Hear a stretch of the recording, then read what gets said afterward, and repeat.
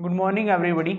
और हमारा जो चल रहा था महिला एवं बालकों के विरुद्ध अपराध एवं कानून, तो उसका आज अपन लोग लगभग लास्ट है। आज जो हम करेंगे 2-3 टॉपिक, तो उसमें सबसे पहले देखो सती रोकथाम अधिनियम। सती रोकथाम अधिनियम, इसमें देखो कुछ नहीं पढ़ना आपको, केवल इसका उद्देश्य आपके सिलेबस में साफ साफ लिख रखा है कि सती रोकथाम अधिनियम का उद्देश्य क्या है। तो 1987 ये सती रोकथाम अधिनियम 1987 में बना था। देखो आजकल ये बिल्कुल खत्म हो चुका है, और आपको पता है कि जो ट्रेंड में नहीं होता या फिर जो अपराध होता ही नहीं है, तो उसके बारे में क्वेश्चन पूछना भी लगभग बंद हो चुका है। तो इसका केवल आप उद्देश्य लिख लो, उद्देश्य।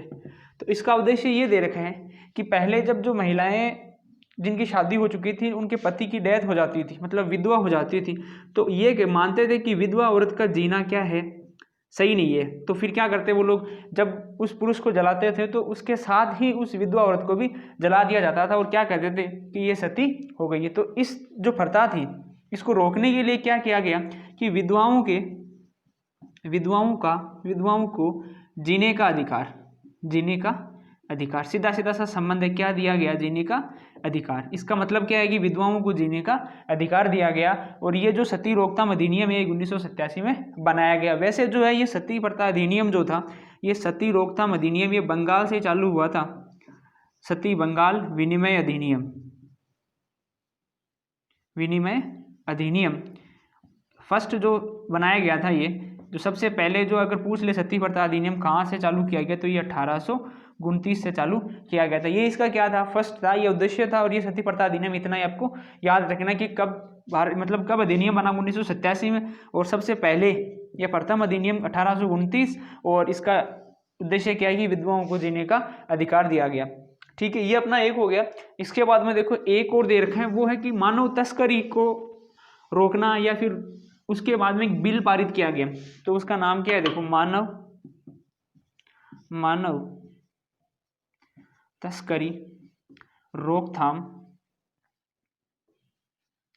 रोकथाम बिल 2018। देखो अधिनियम जो होता है वो बड़ा होता है, उसको दोनों सदनों में से पास करना होता है, मतलब लोकसभा और राज्यसभा। और बिल को कोई भी आप एक सदन में से पास करा दो तो वो क्या हो जाता है, पारित हो जाता है। तो इसका उद्देश्य क्या था, उद्देश्य ये था कि आप मानव जो है, मान लो स्त्री या पुरुष कोई भी हो, उसकी तस्करी करना, मतलब एक देश से दूसरे देश में भेजना, उसका आयात निर्यात करना, ये सारे क्या करी गए, रोकथाम करा गया। और इसका जो बिल है, ये उद्देश्य क्या हो गया कि मानव तस्करी को रोकना था, इसका काम करना। और ये जो है, ये सबसे पहले जो है ये लोकसभा में 18 जुलाई 2018 को ये कहाँ पेश किया गया, लोकसभा में। कहाँ पेश किया गया, लोकसभा में। और ये जो है ये 26 जुलाई 2018 को क्या कर दिया गया, पारित कर दिया गया। यानी कि इसको लागू कब किया गया, 26 जुलाई 2018। और ये पारित लोकसभा में पेश कब किया गया, पेश करने की जो डेट है वो कितनी है, 18 जुलाई 2018। ये ध्यान रख लेना, ये मानव तस्करी रोकथाम बिल केवल आपके दे रखा है, छोटा सा एक टॉपिक है, सिलेबस में दे रखा है। अब देखो अपना लास्ट जो है वो क्या है, लास्ट ये है कि जो अधिनियम है 1994 का, और इम्पोर्टेंट भी है भाई ये, पूर्व गर्भधान एवं प्रसव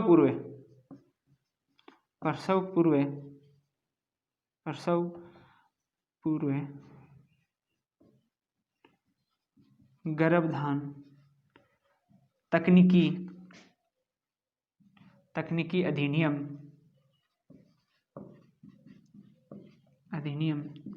1994। इसका उद्देश्य क्या है, देखो इसका उद्देश्य ये है कि एक तो बालिकाओं की संख्या में वृद्धि करना, या फिर क्या कर सकते हो कि भ्रूण हत्या को रोकना। क्या रोकना, भ्रूण हत्या को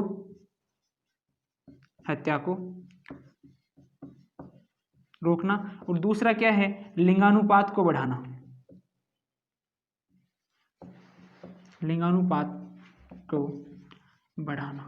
भाई ये कैसे होगा कि लोग क्या करते हैं कि मान लो कि प्रेग्नेंट है और वो क्या करते हैं, सोनोग्राफी कराते हैं, उससे पता चल जाता है कि लड़का है कि लड़की है, और लड़की है तो फिर क्या कर देते हैं, उसकी हत्या कर देते हैं। तो उससे क्या हो रहा है कि लड़कियों की संख्या क्या हो रही है, कम हो रही है। और भ्रूण हत्या यानी कि गर्भ में ही किसी को मारना क्या कहलाती है, भ्रूण हत्या कहलाती है, और लिंगानुपात भी उससे कम हो रहा है। तो इन दोनों चीज़ों को रोकने के लिए क्या बनाया गया, ये नियम बनाया गया। इसका जो प्रारंभ है वो किया गया 1 जनवरी,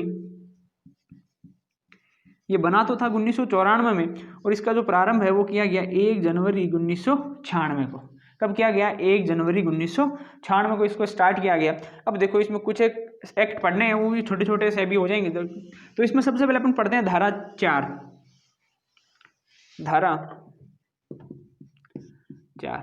धारा 4 में ये दे रखा है कि कौन कौन सोनोग्राफी करा सकता है, और कब कब जो गर्भ मतलब जो भी प्रेग्नेंट लेडी है वो सोनोग्राफी करा सकती है, या फिर अपनी तकनीकी जांच यानी कि जो प्रसव पूर्व जो तकनीकी जांच है वो कौन कौन करा सकता है। तो सबसे पहली बात तो वह कि वह लेडीज कितनी होनी चाहिए, 35 वर्ष की या 35 वर्ष से अधिक होनी चाहिए। जो भी महिला है वो 35 वर्ष से अधिक होनी चाहिए, ठीक है। उसकी क्या कर सकते हैं, सोनोग्राफी कर सकते हैं, लेकिन लिंग की जांच नहीं कर सकते, ठीक है। और दूसरा क्या हो सकता है कि जिसका 2 या 2 से अधिक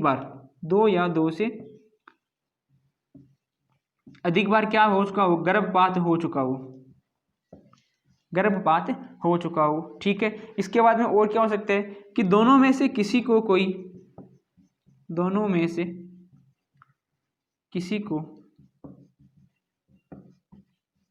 कोई भी मानसिक बीमारी हो, मानसिक या शारीरिक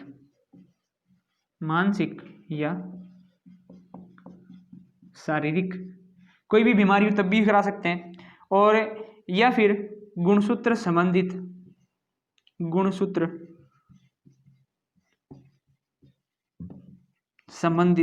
कोई जांच करनी हो, गुणसूत्र संबंधित कोई जांच करनी हो, या फिर हीमोग्लोबिन की जांच करनी हो,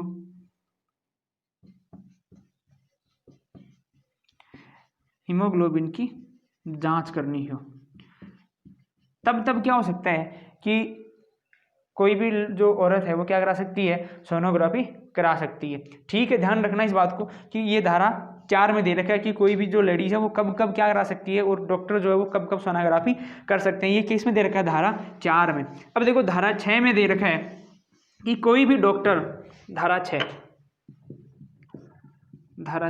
कि कोई भी डॉक्टर या फिर कोई भी नर्सिंग होम हॉस्पिटल कोई क्या कर सकता है कि सोनोग्राफी कर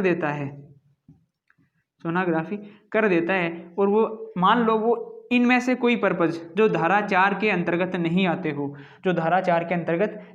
हो, तो फिर उसको क्या होगी, 3 वर्ष की सजा दी जाएगी, प्लस उसका जो भी उपकरण है वहां पे वो सारे क्या कर दिए जाएंगे, सील कर दिए जाएंगे। ये धारा 6 में दे रखा है। देखो मुख्य धाराएं इसमें मैं आपको बता रहा हूँ, ठीक है। इसके बाद में देखो धारा 23 क्या कहती है कि आप विज्ञापन नहीं दे सकते। कोई डॉक्टर या फिर नर्सिंग होम या फिर कोई भी हॉस्पिटल कहीं पे भी ये विज्ञापन नहीं दे सकता कि यहाँ क्या किया जाता है, लिंग की जांच की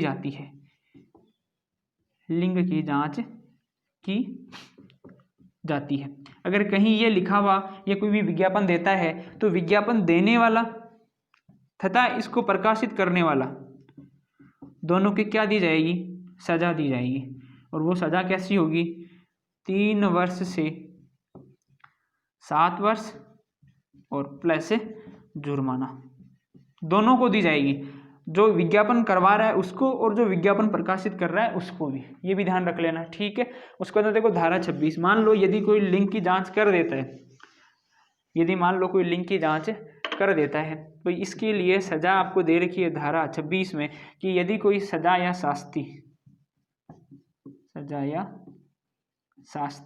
तो सजा क्या दे रखी है, मिनिमम तो इसमें दे रखी है कि यदि कोई जांच कर देता है तो 5 वर्ष, और मैक्सिमम इसमें दे रखी है 10 वर्ष, ठीक है। ये दोनों तरह की हो सकती है, मतलब कठोर भी हो सकती है और नॉर्मल भी हो सकती है, दोनों तरह का कारावास। और इसके साथ में क्या दे रखा है, प्लस जुर्माना। अब जुर्माना कोर्ट कितना भी लगा सकता है। बस ये अपना जो था ये अधिनियम पूरा होता हुआ। अब देखो इसमें कुछ एक परिवर्तन किए गए 2013 में, ठीक है। 2013 में क्या किया गया कि उसमें जो अमेंडमेंट होने थे वो होके और इसको लागू किया गया 14 फरवरी 2013 को। और इसके बीच में एक नाम और जोड़ दिया गया, लिंग जांच प्रतिषेध अधिनियम। लिंग जांच प्रतिषेध अधिनियम, भाई आजकल इसको सीधा नाम क्या देता है, लिंग जांच प्रतिषेध अधिनियम। ये अधिनियम तो 1994 का है। ये अधिनियम तो कब का है, 1994 का। लागू कब हुआ, 1 जनवरी 1996 को। और इसमें परिवर्तन कब किए गए, 14 फरवरी 2013 को। 14 फरवरी 2013 को। ये अपने लगभग सारे जो अधिनियम थे वो कंप्लीट होते हुए। अब इसमें जो इम्पोर्टेंट क्वेश्चन है, मतलब आपको मैं लगभग 100 से 200 क्वेश्चन इसमें आपको करा दूंगा, वो अगले वीडियो में अपन क्वेश्चन नहीं करेंगे इस पर, 100 से 200। अब आप इस वीडियो को लाइक और सब्सक्राइब जरूर कर देना।